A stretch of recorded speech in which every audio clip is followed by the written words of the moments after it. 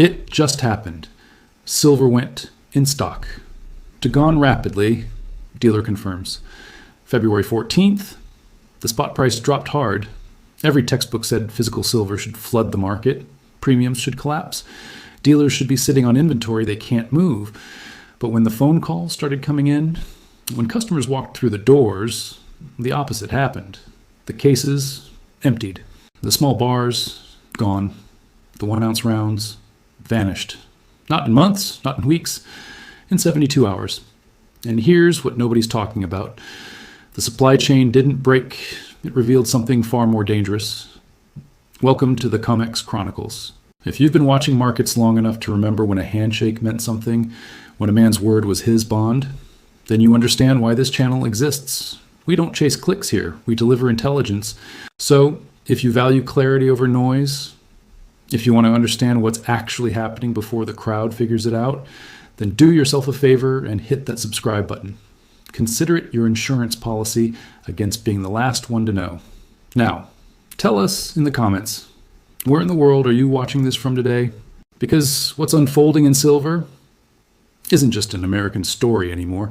The dealer stood behind his counter on February 12th, watching the silver spot price fall like a stone dropping into deep water. By every rule he had learned in 20 years of business, this should have been a quiet week. When prices fall, buyers hesitate. When buyers hesitate, inventory sits. When inventory sits, dealers breathe easy. But something else was happening. The phone started ringing at 9 a.m. Then it didn't stop. By noon, his display case looked like a crime scene. Empty slots where 1 ounce rounds used to sit. Bare shelves where 10 ounce bars were stacked that morning. The small silver, the pieces regular people actually buy, had vanished. He called his supplier. "How fast can you restock me?"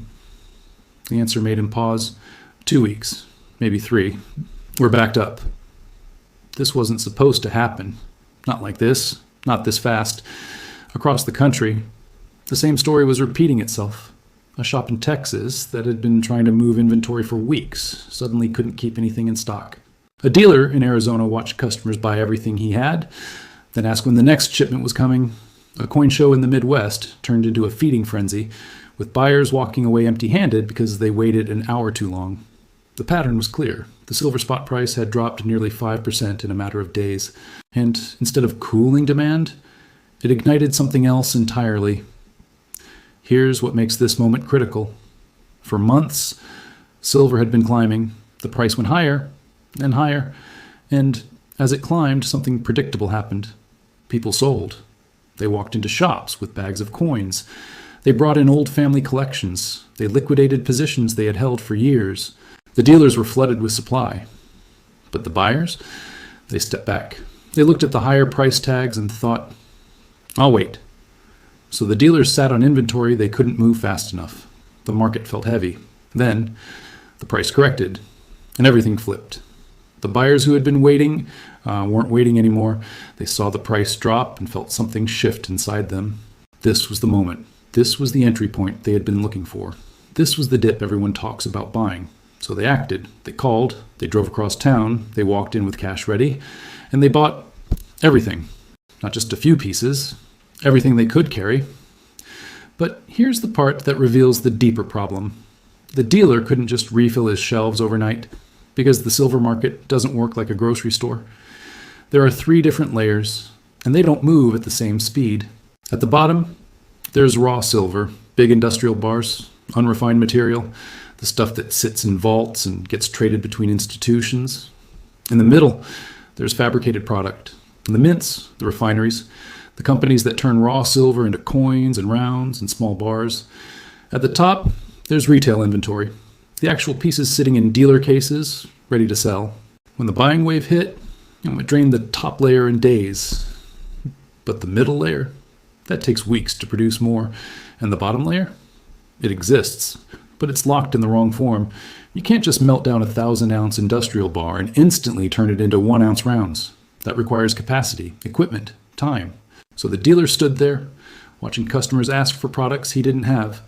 And when they asked when he'd get more, he couldn't give them a firm answer, because his suppliers were telling him the same thing. "We're working on it. but everyone's backed up. This is not a story about silver running out. This is a story about something more dangerous. It's about the gap between what exists and what's available. It's about the difference between there's silver somewhere and you can buy silver today. It's about a market structure that looks solid until it gets tested. And when it got tested on February 12th, it revealed a fragility that most people didn't know existed. The price fell, the inventory vanished, and the supply chain couldn't keep up. The dealer looked at his empty case. He had silver on order, but his customers didn't want promises. They wanted metal. And for the first time in months, he couldn't give it to them. The paradox was complete. Silver got cheaper, but harder to find. And that contradiction is where the real story begins. The mint supervisor received the call at 6:47 a.m. It was a distributor, one of the big ones. "We need to triple our regular order. Can you do it?" The supervisor looked at the production schedule pinned to the wall, every slot already filled, every press already running, every employee already on shift. "I can get you what we agreed on," he said. "But triple? That's going to take time." The distributor went quiet for a moment. Then he said something the supervisor would remember for weeks. "Everyone's calling. Everyone wants the same thing. Small product. 1-ounce rounds, 10-ounce bars, and they all want it yesterday." The supervisor hung up and stared at the machinery. This wasn't a supply problem. This was a format problem. Somewhere in the Midwest, a warehouse sat with 200,000 ounces of silver. But nobody wanted it because it wasn't in 1-ounce rounds. It was in 100-ounce bars, big, heavy, industrial grade. The kind of silver that serious buyers used to love because the premium was lower. But now, customers walked past it like it didn't exist. They wanted small pieces. Pieces they could hold in one hand, pieces they could sell one at a time if needed, pieces that felt manageable. The warehouse manager tried explaining it to his boss. "Sir, we have the metal. We just don't have it in the shape people want." His boss didn't understand. "Then reshape it, melt it down, send it to a refinery." The manager shook his head. "That takes weeks. By the time we get it back as small bars, this wave might be over, or it might be worse. We don't know." Across town, a coin shop owner was having a different conversation. A customer stood at the counter, frustrated. "You're telling me you have no silver?" The owner pointed to the back room. "I have silver. I have 400 ounces sitting back there right now." The customer's eyes lit up. "Great, I'll take it." The owner hesitated. "It's all in 100-ounce bars. You want 4 bars?" The customer's face changed. "No, I wanted rounds. 10 of them, maybe 20. The owner nodded slowly. "That's what everyone wants, and that's what I don't have. This is where the breakdown lives, not in some distant mine, not in some government vault. Right here, in the space between what exists and what people will actually buy. Silver didn't disappear. It just refused to transform fast enough." The refinery in Nevada was running at full capacity, 24 hours a day, 7 days a week. They were pouring bars as fast as the equipment allowed, but the orders kept piling up. A distributor called asking for 5,000 1-ounce rounds. "Best I can do is 3 weeks," the refinery manager said. "3 weeks? I need them now. My dealers are calling me every hour." The manager understood the frustration, but understanding doesn't change physics. "Listen," he said carefully, "we can only pour so much silver per day, and right now, everyone wants the same products. We're not sitting around. We're maxed out." The distributor hung up and called another refinery. Same answer. Then another. Same answer. The bottleneck wasn't a conspiracy. It was capacity. Meanwhile, the dealers were making a different calculation. A shop owner in Pennsylvania checked the spot price at 10:15 a.m. He gave a customer a quote. By 10:22, the price had moved. Not a little, a lot. He refreshed his screen and realized the quote he gave 7 minutes ago was already outdated, so he called the customer back. "I need to adjust the price." The customer wasn't happy. "You already gave me a number." "I know, but the market moved. If I lock that old price and it keeps moving, I lose money." The customer argued. The owner held firm. "Because here's what most buyers don't see. When a dealer quotes a price, he's making a promise, but that promise is only safe if the market stays still. When the market moves like it's being chased, promises become dangerous. Some dealers stopped giving quotes altogether. Come in, bring cash. We'll tell you the price when you're standing here." Others required full payment up front, no locks, no holds, no exceptions. It sounds harsh, but it's survival. Because in the last wave, 3 dealers got burned. Customers locked orders, prices moved against them, and the customers disappeared. The dealers were left holding metal they had purchased at higher prices, trying to sell it into a falling market. That mistake doesn't get made twice. So the system tightened, policies hardened, premiums widened, not because dealers got greedy, because the risk got real. When you can't replace what you sell, you charge more for what you have. When you can't trust a quote will hold, you shorten the window. When customers vanish after locking orders, you demand payment up front. The market didn't break. It just became honest. And honesty in a volatile market is expensive. By the end of the week, the pattern was undeniable. Small silver products, gone or delayed. Large silver bars, available but unwanted. Premiums, rising despite falling spot price. Lead times, stretching from days to weeks. The machinery of retail silver had jammed, not because the metal ran out, but because the form people wanted couldn't be produced fast enough. And that gap between desire and delivery is where the next part of this story gets dangerous. The solar panel factory in California runs 24 hours a day, 365 days a year, no holidays, no breaks, no slowdowns. Every single panel that rolls off the line contains silver. Not much, but enough. And when you're producing panels by the millions, not much becomes a lot. The purchasing manager for the factory doesn't care about spot price dips. He doesn't care about premiums. He doesn't care if retail buyers are panicking. He cares about one thing, keeping the line moving, because if the line stops, the losses are catastrophic. So when his silver supplier called with a delayed shipment, he didn't negotiate. He paid extra. He secured an alternate source. He did whatever it took. Because in his world, there's no option to wait for a better price. This is the part of the silver story most people never see. While retail buyers are hunting for 1-ounce coins, industrial users are consuming silver by the ton. And they're not stopping. They can't stop. A data center in Texas is being built right now. The electrical infrastructure inside it requires silver, miles of silver-bearing components. The construction company ordered the materials months ago, but the timeline is tight. If those materials don't arrive on schedule, the entire project delays. Penalties get triggered. Contracts get violated. Millions of dollars evaporate. So the procurement team doesn't wait. They don't shop around for deals. They lock supply, regardless of price. An automotive manufacturer in Michigan is ramping up electric vehicle production. Every vehicle uses silver in multiple systems. Electrical contacts, battery management, charging infrastructure. The company has commitments to dealers, pre-orders from customers, production targets that must be met. So when their silver supplier warns of tightness in the market, the company responds immediately. They increase their forward orders. They expand their approved vendor list. They build inventory buffers. Because in manufacturing, uncertainty is the enemy, and the cost of running out is far higher than the cost of paying up.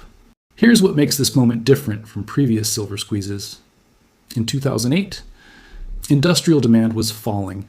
The financial crisis crushed manufacturing activity. Silver demand from industry dropped off a cliff. So when retail buyers rushed in, there was slack in the system. Refineries could pivot. Mints could ramp up. The industrial side wasn't competing for the same material.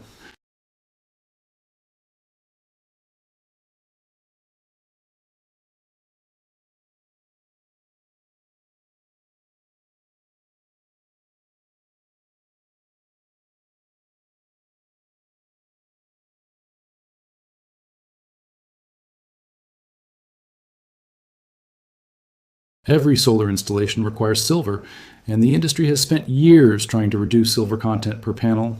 They've succeeded somewhat. Each panel uses less silver than it did 5 years ago, but the number of panels being produced has exploded. So total silver consumption? Still rising. The electric vehicle transition isn't slowing down. Major automakers have announced phase-outs of combustion engines. Every EV requires more silver than a traditional car. Charging infrastructure requires silver. Grid upgrades to support electrification require silver. The demand curve only points one direction. The data center boom isn't slowing down. Artificial intelligence requires massive computing power. That computing power requires data centers. Those data centers require electrical infrastructure built with silver. Companies are racing to build capacity, and they're not waiting for silver to get cheaper. A mining executive was asked in a private meeting last month, "If silver prices spike, can you increase production quickly?" He laughed, not because it was funny, because the question revealed a fundamental misunderstanding. "Do you know how long it takes to open a new silver mine?" he asked. The room went quiet. 7 to 10 years, minimum. That's if you find a deposit, if you get permits, if you secure financing, if nothing goes wrong. He leaned forward. And here's the other thing. Most silver doesn't come from silver mines. It comes from copper mines, lead mines, zinc mines. We get silver as a byproduct, someone interrupted. So if silver prices go up, doesn't that incentivize more production? The executive shook his head. Oh, only if copper prices justify opening a copper mine. Only if lead prices justify expanding a lead operation. Silver is along for the ride. It doesn't drive the decision. The room absorbed that reality. If industrial users need more silver, and mines can't respond quickly, and retail buyers are competing for the same material, then something has to give, and what gives is availability. A refinery manager explained it differently. We get silver from 3 sources: primary mines, byproduct from base metal mining, and recycling. He pulled up a chart. Primary mines, declining globally. Byproduct, tied to other metals. Recycling, it helps, but it's not a magic solution. Someone asked why recycling couldn't fill the gap. Because, he said slowly, recycling gives us raw material, but we still have to refine it, process it, turn it into something usable, and that takes capacity we're already using. He pointed to another chart. Look at this. Global silver consumption has exceeded new mine supply in multiple recent years. We've been drawing down above-ground stocks. But there's still silver in vaults, someone said. Yes, there is. But that silver isn't sitting in a retail shop waiting for customers. It's in institutional vaults, ETF holdings, strategic reserves, industrial stockpiles. It's locked up. A commodities analyst was reviewing the data when something clicked. For decades, silver was viewed primarily as a monetary metal, an investment, a store of value, a hedge. And when investors panic, they buy. But when they calm down, they sell. That created a rhythm, waves of buying, waves of selling. Supply and demand balanced over time. But now, the industrial side has grown so large that it acts as a floor. Investors can sell, but manufacturers can't. They need the silver. They use it. They destroy it. It doesn't come back into the market. The analyst realized something uncomfortable. Every year, more silver is being consumed in ways that remove it from circulation. And every year, the retail market is fighting over a shrinking pool of available material. Back at the solar factory, the line keeps running. Back at the data center construction site, installation continues. Back at the automotive plant, EV production stays on schedule. None of them are waiting for retail buyers to calm down. None of them are waiting for premiums to normalize. They're buying what they need, when they need it, and that reality changes everything. Because when retail demand surges, it's not just competing with other retail buyers anymore. It's competing with an industrial machine that never stops. The investment analyst sat in his office reviewing patterns, 3 screens in front of him, each one showing a different silver shortage event. He wasn't looking for similarities. He was looking for differences. And what he found made him stop scrolling. In 2008, the retail silver shortage lasted months. Buyers panicked, dealers ran out, premiums exploded. But eventually, the wave passed. Mints caught up. Buyers exhausted themselves. The market normalized. In 2020, the shortage came faster. Pandemic fear, currency concerns, lockdown psychology. The retail channel jammed, but within weeks, not months. Now, in 2025, something changed. The cycle compressed again, from in stock to sold out in 72 hours. The analyst leaned back. The pattern wasn't just repeating, it was accelerating. A coin shop owner in Ohio noticed something else. After the 2020 shortage, his customer base changed. New faces appeared, younger buyers, people who had never touched physical silver before. They bought during the panic, then disappeared when it ended. But 6 months ago, they started coming back. Not all of them, but enough. And this time, they weren't asking beginner questions. They were asking about premiums, lead times, product availability. They had learned. The owner realized what was happening. Every shortage event educates a new group of buyers. And those buyers don't forget. They remember what it felt like to want silver and not be able to get it. So the next time the price dips, they move faster. They don't hesitate. They don't wait to see if it goes lower. They buy immediately because they learned the cost of waiting. A wholesaler explained it to his sales team. The market is training buyers to panic. Someone asked what he meant. Think about it, he said. Every time there's a price drop and a shortage, buyers who waited get punished. Buyers who acted fast get rewarded. He pulled up a chart. That creates a feedback loop. The next dip triggers faster buying. Faster buying creates faster shortages. And faster shortages train even more buyers to panic sooner. The room went quiet. So what you're saying, someone finally asked, is that each cycle makes the next cycle worse? The wholesaler nodded. Not worse, faster, more intense, harder to predict. This is what serious operators are watching now. Not just whether silver is available, but how long it takes for availability to return. In 2020, retail supply normalized within 8 weeks. Mints ramped up. Premiums cooled. Inventory returned. But this time, the delays are different. Lead times that used to be days are now weeks. Products that used to restock quickly now carry extended wait periods. And the question nobody can answer yet, is this temporary or structural? A risk manager at a financial firm was building a model. He wasn't interested in silver as an investment. He was interested in silver as a signal. If a commodity market can freeze this fast, he told his team, what does that say about liquidity in other markets? The team looked confused. He continued, silver is supposed to be liquid, traded globally, accessible, fungible.